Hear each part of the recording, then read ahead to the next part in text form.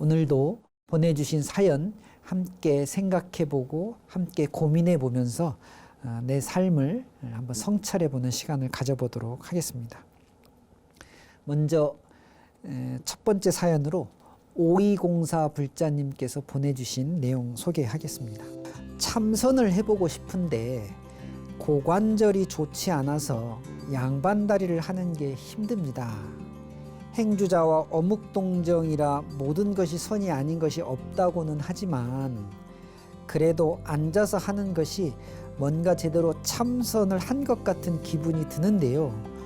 다리가 아파서 앉지를 못하니 어쩌면 좋겠습니까? 하고 이렇게 사연 보내주셨네요. 5204 불자님, 몇 가지 제가 드리고 싶은 말씀이 있는데요. 참선 이야기를 하시니까요. 우선 참선은 선을 행한다라는 말이 참선입니다. 그러니까 참선은 고유명사가 아니라 선을 한다라고 했을 때 선에 동참한다라는 의미에서 참선이라는 말을 쓰는 거거든요. 그 참선을 하는 여러 가지 형식이 앉아서 하는 좌선도 있고 또 행선도 있고 움직이면서 하는 또 어떤 분들은 누워서도 한다고 하는데요. 와선도 있고 그렇습니다. 형식에 따라서는요. 그 중에 이제 가장 일반적인 형식이 앉아서 하는 우리가 흔히 알고 있는 참선의 자세를 떠올리시기 때문에 그 좌선의 형태로 보통 참선을 갖다가 생각하거든요.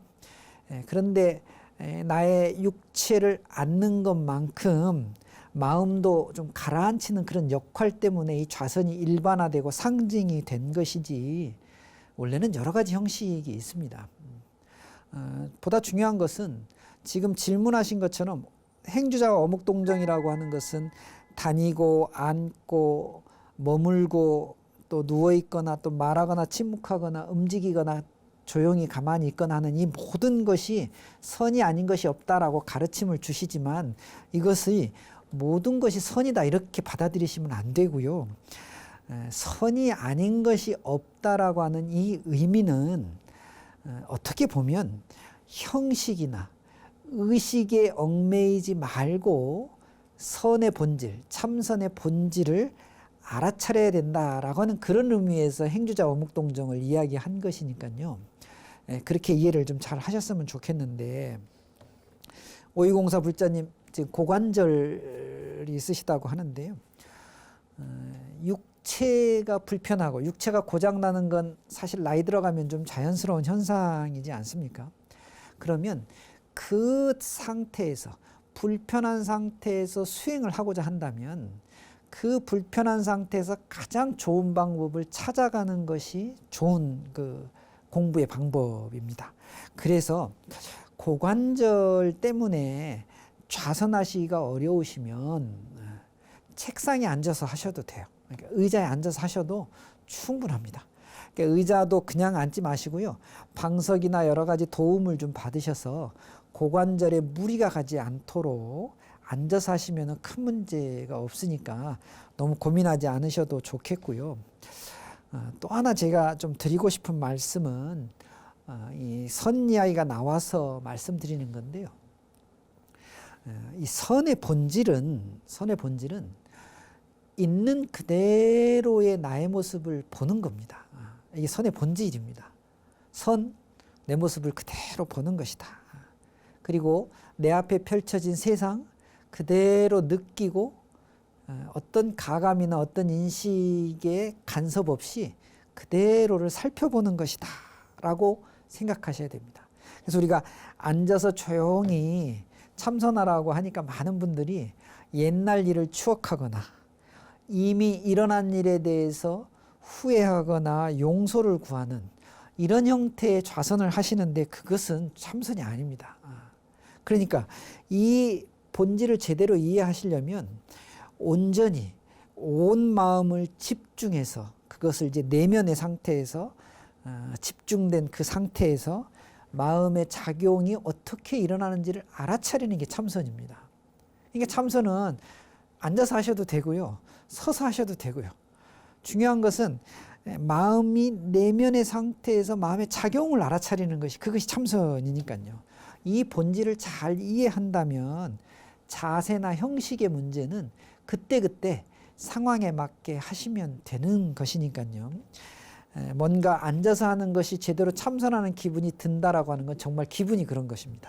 그것이 꼭 사실이거나 그것이 바른 것은 아니기 때문에 이 생각에선 조금 놓아버리시고 고관절에서 가장 편안한 상태를 가지시고 본질적인 문제, 마음을 집중하는 문제, 내면에다가 그 마음의 집중을 내려놓는 문제, 그 집중된 상태에서 어떤 마음이 일어나는지를 알아차리는 것, 이것이 참선의 본질이니까요.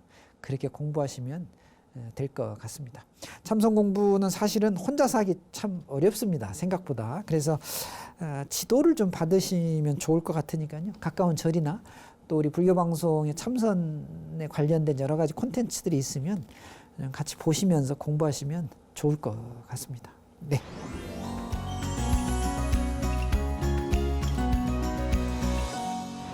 두 번째 사연 한번 소개해 보겠습니다. 7576 불자님께서요. 저에게 좋지 않은 음식인 걸 알면서도 끊지 못하는 것도 업인가요? 이렇게 사연 보내주셨는데요. 또 이 문자를 보니까 좀 궁금해지네요.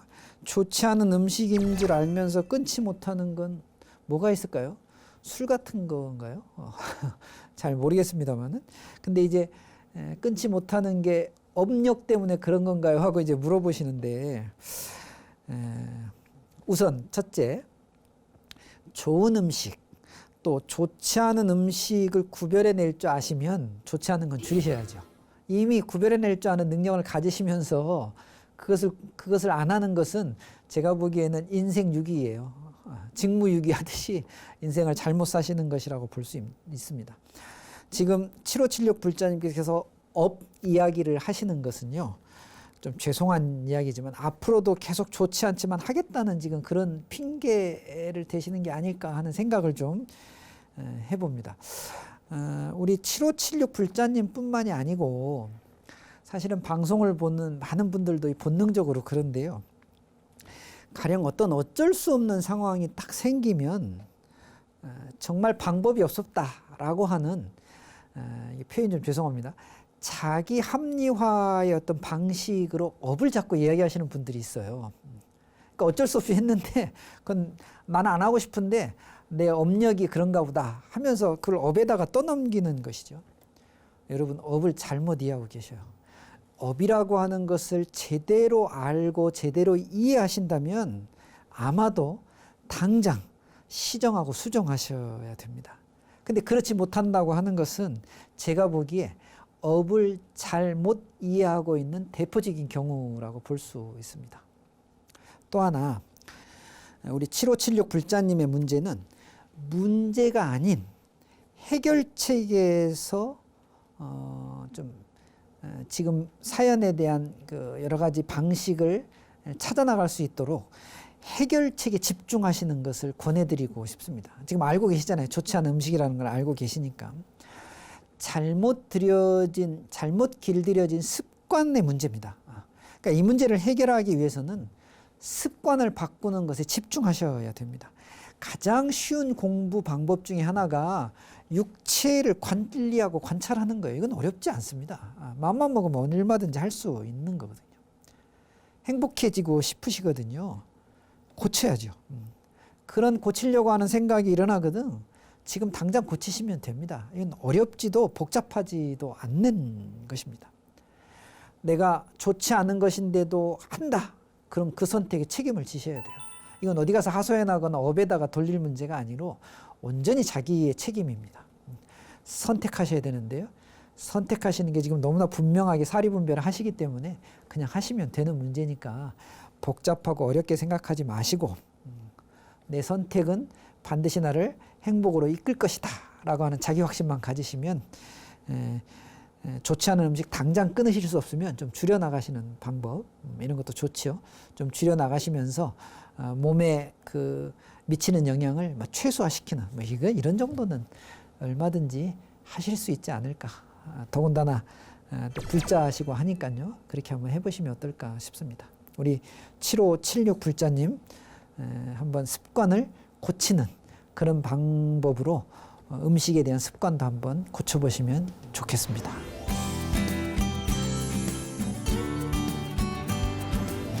세 번째 사연 한번 소개해 보겠습니다.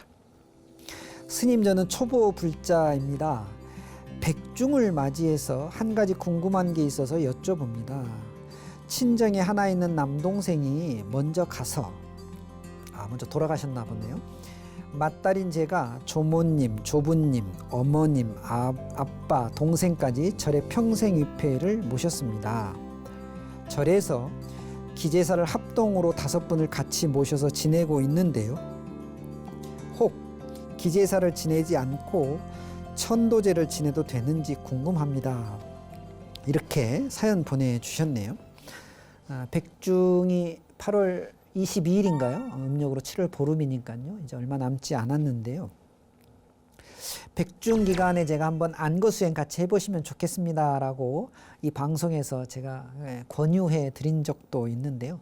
다시 한번 좀 말씀을 좀 질문 또 사연 내용하고 좀 연관시켜서 좀 보면, 우선 기제사 말씀하셨는데, 기제사는 말 그대로 1년에 한 번씩 그 돌아가시는 날에 그 돌아가신 영가님들에게 여러 가지 정성을 베풀면서 그분들을 추모하는 추모적 성격이 굉장히 강한 의식입니다. 기제사라고 하는, 제사라고 하는 의식은. 백중은 조금 다릅니다. 백중에 지내는 것은 천도제라고 하는 것인데요. 이 천도제는 아주 불교적인 종교적인 의식, 종교적인 수행이 강하게 담겨져 있습니다. 그래서 기존에 있던 제사의식과는 좀 다르게 생각하셔야 되는데요. 엄밀하게 본다면 기제사와 천도제는 성격이 다릅니다.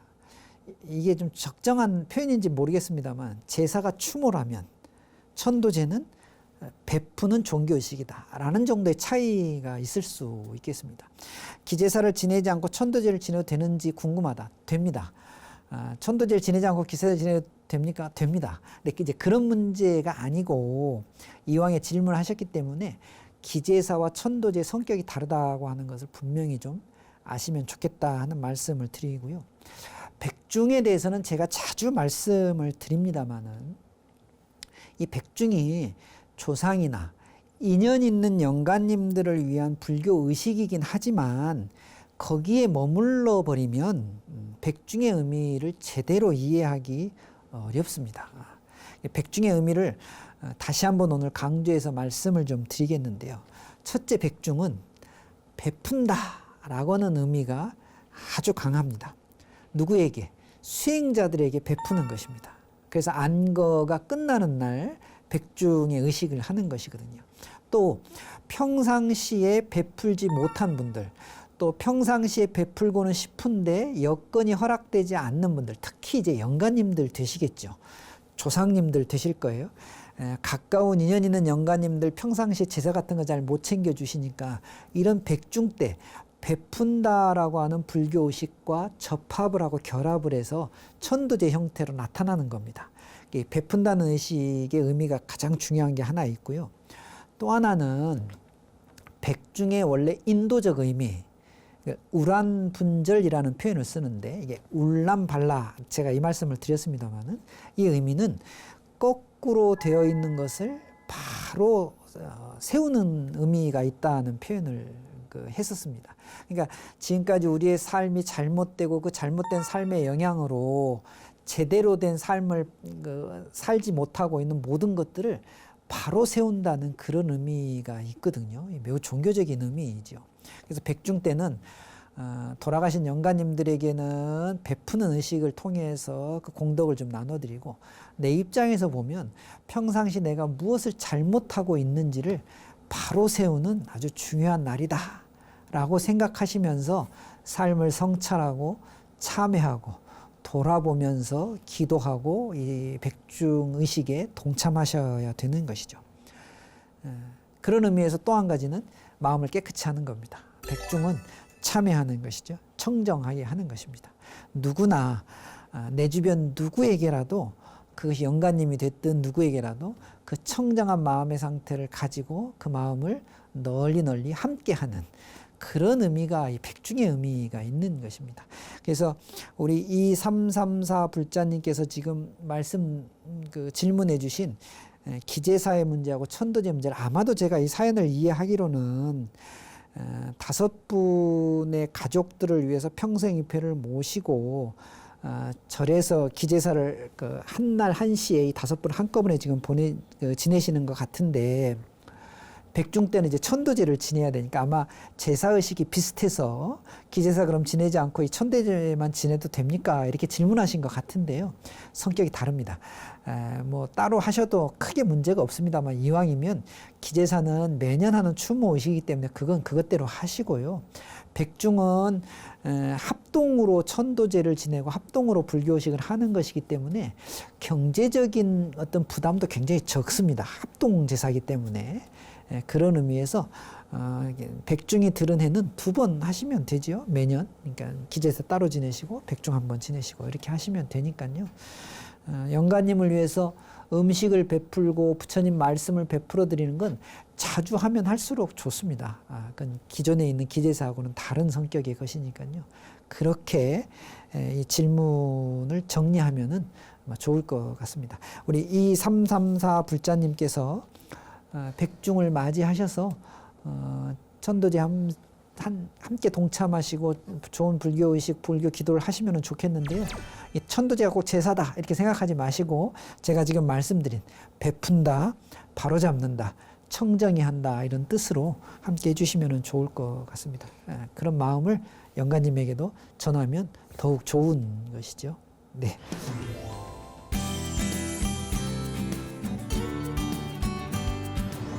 오늘도 3분의 사연을 한번 살펴보고 함께 고민해 봤습니다. 남전 스님의 내 삶을 가꾸는 마음 수행에 격려 문자, 응원 문자 보내주신 분들 소개해 보도록 하겠습니다. 0263 불자님께서요, 코로나로 지친 마음을 남전 스님의 말씀을 들으며 위안 받습니다. 감사합니다. 이렇게 문자 보내주셨는데요.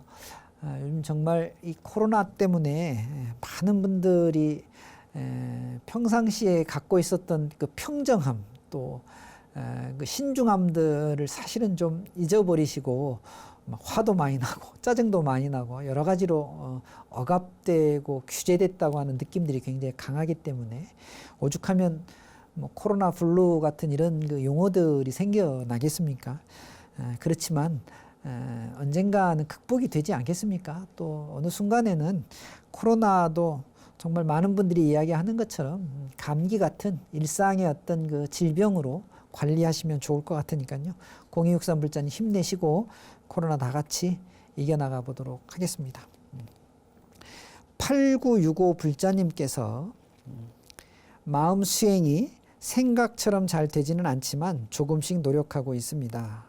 열심히 하다 보면 나아지는 날이 오겠죠. 스님 법문 들으면서 더욱 정진하겠습니다. 이렇게 문자 보내주셨네요. 그럼요.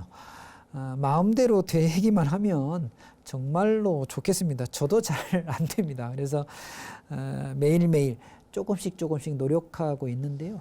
이게 아마 이제 오래되다 보니까 다른 분들이 보시기에 스님 참 잘 사시는 것 같다 이런 말 들을 때마다 내 노력이 헛되지 않구나 이런 생각을 좀 해보거든요. 우리 8965 불자님께서도 마음 수행 당장은 어려울 수 있겠지만은요, 조금씩 천천히 일관되게 꾸준히 한번 해보시면 주변의 가족들부터 많이 달라졌는데 라고 하는 이야기를 들으실 수 있을 것 같습니다. 더욱 같이 함께 정진하면 좋겠습니다. 남전 스님의 내 삶을 가꾸는 마음 수행, 이 시간이 누군가에게는 위로가 되고 또 누군가에게는 정진할 수 있는 기회가 되면 참 좋겠습니다. 그런 이야기를 들 때마다 제가 기분도 좋아지는데요. 모두가 힘든 시기입니다. 마음 수행으로 다 같이 이 어려운 시기를 극복해 나가셨으면 좋겠습니다. 여러분들 문자 계속해서 기다리고 있겠습니다. 언제든지 궁금하신 점, 고민 있으시면 보내주셔서 함께 해결해보고 생각해 봤으면 좋겠습니다. 여러분 다음 시간에 뵙겠습니다. 감사합니다. 성불하십시오.